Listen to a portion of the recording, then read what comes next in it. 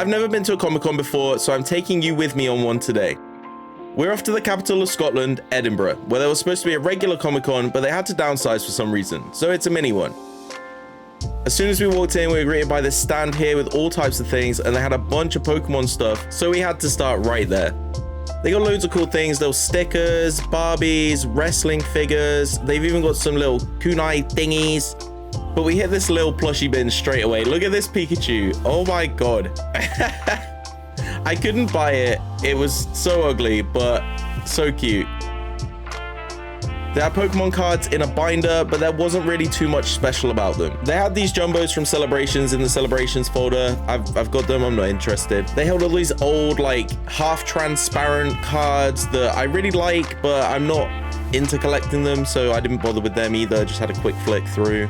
And then they've got all these cards in this binder. You can see there's a few nice things, you know, from evolutions and stuff.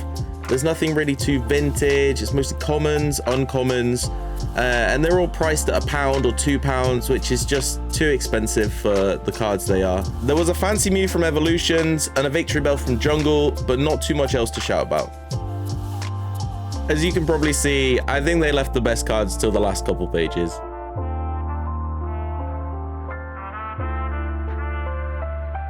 We then started chatting about the Pokemon plushes they had, and we noticed there was a Pikachu behind the owner that had a hat on, which is part of a set of 6 or 7 different hat Pikachus, exclusive to Pokemon centers in Japan, of which I already had one from my friend, shout out Let's Do Damage on socials, which he brought me back from the Pokemon center in Japan when he visited.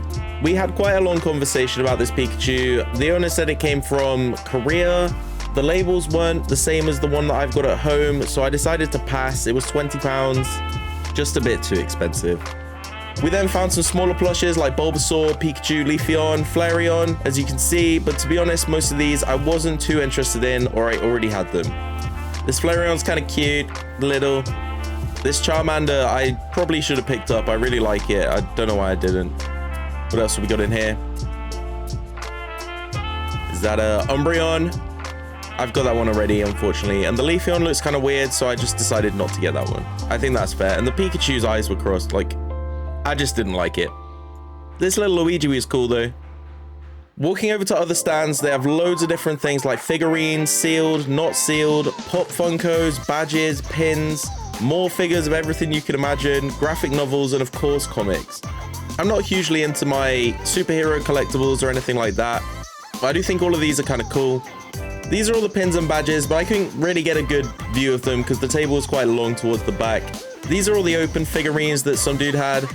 Loads of things like Spider-Man and other characters that I don't really know. Superheroes and that. Pretty cool, but it's not my thing.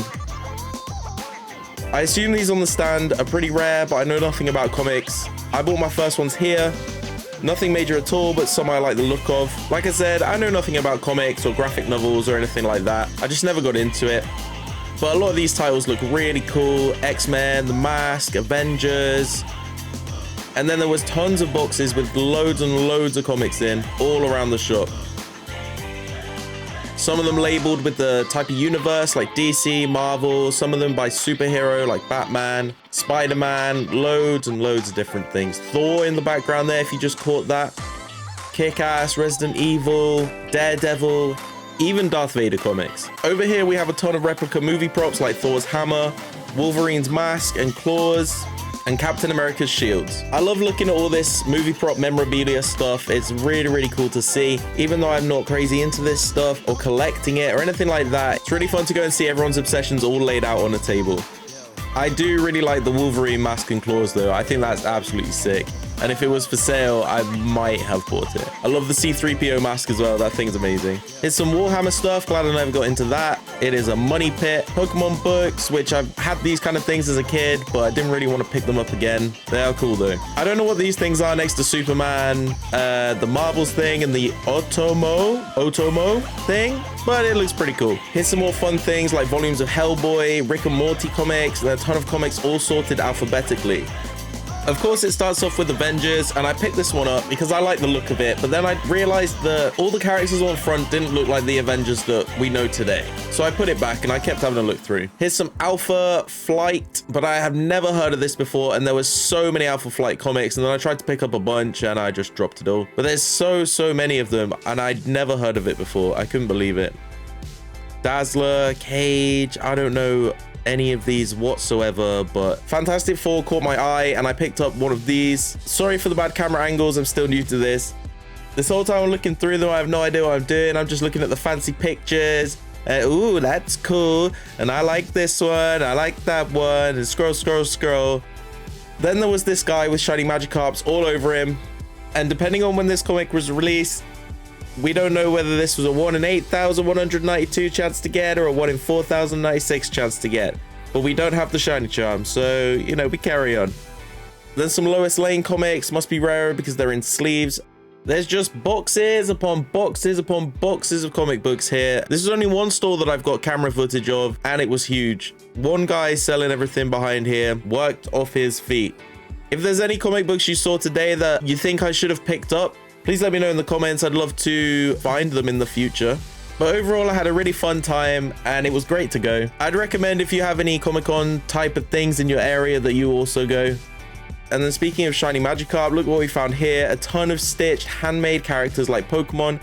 There's also little animals here, but I can see Pikachu, Marill, Eevee, Togepi, little Baltoy. Is that the Stay Puft guy from Ghostbusters? Mudkip, little axolotls. What's your favorite little Stitch figure from these two stores? I think I like the Pancham. If you saw it, it's cute. Loads and loads of different characters. And then we got some people playing video games like Street Fighter 2. All right, thanks for joining. Subscribe and like. Thanks. See ya.